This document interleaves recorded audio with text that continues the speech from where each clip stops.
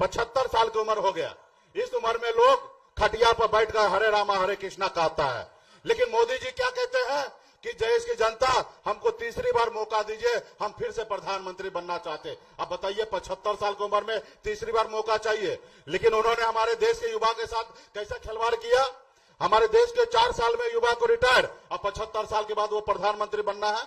अगर दूसरी बार नहीं बदलिएगा तो कहीं ना कहीं आने वाला समय में हमारा संविधान खतरे में हो जाएगा। साथियों, संविधान खतरे में हो जाएगा। 5 किलो चावल भी कोई अपने बाबूजी के खजाना से नहीं दिया जाता है। ये जो चावल है ये देश का जनता का है, और देश के जनता का खजाना का पैसे का चावल है। किसी कोई मेहरबानी हम पे नहीं कर रहा है। साथियों,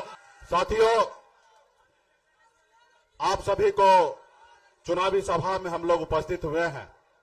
ये सिर्फ चुनावी सभा नहीं है, ये खास करके पिछड़ा, अति पिछड़ा, दलित, ऐसे वर्ग के जिसको हक अधिकार नहीं मिल रहा है, उसकी आजादी की लड़ाई है साथियों।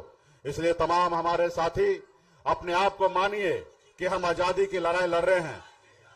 विजय सम्राट जी से मैं आग्रह करूंगा, इन्होंने कहा कि 5 किलो चावल दे रहे हैं, तो मैं कहना चाहूंगा कि ये 5 किलो चावल भी कोई अपने बाबूजी के खजाना से नहीं दिया जाता है। ये जो चावल है ये देश का जनता का है, और देश के जनता का खजाना का पैसे का चावल है। किसी कोई मेहरबानी हम पे नहीं कर रहा है साथियों, कोई मेहरबानी नहीं कर रहा है।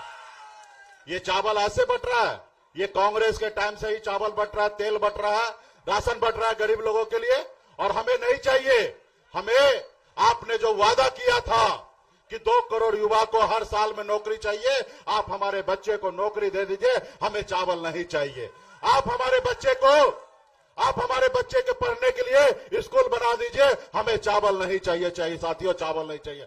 आप हमारे बच्चे के लिए हॉस्पिटल बना दीजिए इलाज कराने के लिए, हमें आप देश का सरकार का चावल नहीं चाहिए। तो इसलिए साथियों, ये सरकार जो है वो आपका नहीं है, ये गरीब पिछड़ा का नहीं है, ये अडानी अंबानी टाटा का है, ये गरीब पिछड़ा का सरकार नहीं है साथियों।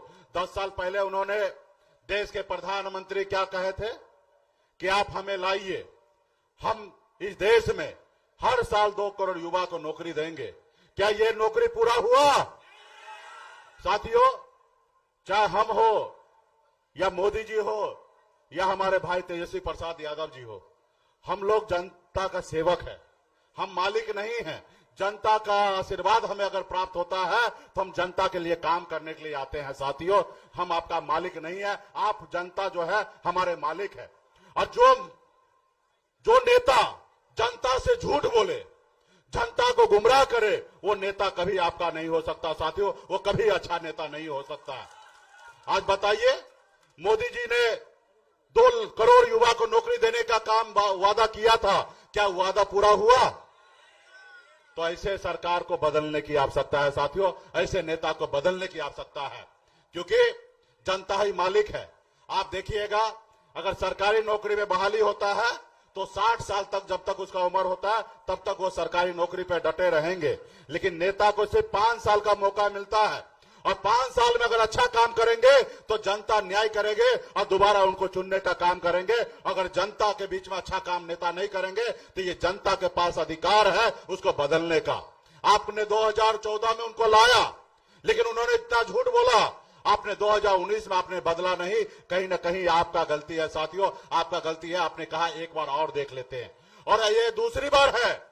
अगर दूसरी बार नहीं बदलिएगा तो कहीं ना कहीं आने वाला समय में हमारा संविधान खतरे में हो जाएगा साथियों, संविधान खतरे में हो जाएगा। आपको जो उन्होंने वादा किया, अपने दिल पे हाथ दीजिए कि वो अगर वह वादा पूरा किए तो निश्चित तौर पे उनको वोट मिलना चाहिए। अगर आपके वादा का खिलाफी किया, वादा पूरा नहीं किया, तो उनको बदलने की आवश्यकता है साथियों, बदलने की आवश्यकता है। आज मोदी जी देखिए, 75 साल की उम्र हो गया।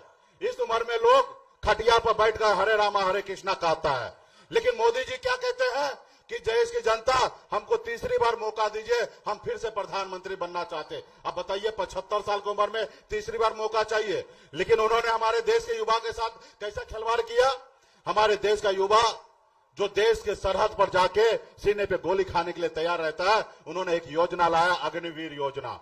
वो भी योजना क्या है, आप 18 साल में ज्वाइनिंग कीजिए और 22 साल में रिटायर हो जाइए, यानी कि शादी करने से पहले आप रिटायर हो जाइए। मात्र 4 साल का नौकरी, वो भी कॉन्ट्रैक्ट पे नौकरी है साथियों। आप बताइए, हमारे देश के 4 साल में युवा को रिटायर, अब 75 साल के बाद वो प्रधानमंत्री बनना है।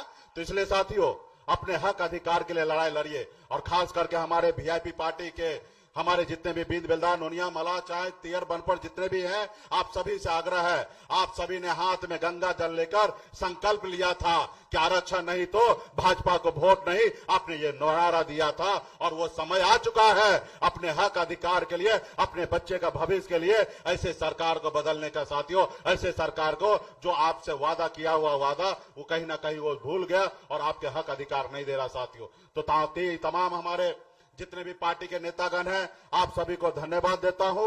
और मजबूती से आपके प्रत्याशी जो है बहन अर्चना जी हैं, उनको आप लोग 1 नंबर बटन पे दबाकर आप उनको भारी मतों से विजय बनाइए। और नवादा से भी हमारे सरपंच जी हैं, और यहाँ पे हमारे चौहान भाई का रिश्तेदारी नवादा तक है, हर घर में एक शादी ब्याह है। आप लोग वहां पे टेलीफोन करके कहिए कि हमारा प्रत्याशी जो है सरपंच जी है, उनको नवादा में जिताइए और यहाँ पे बहन अर्चना रविदास जी को जिताइए। और मजबूती से हमारा सरकार बनेगा, यूपीए का सरकार बनेगा।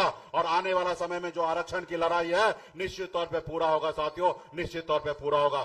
तमाम हमारे साथी को बहुत बहुत धन्यवाद। साथियों, लाइव बिहार YouTube पर सब्सक्राइब और Facebook पर लाइक जरूर करें।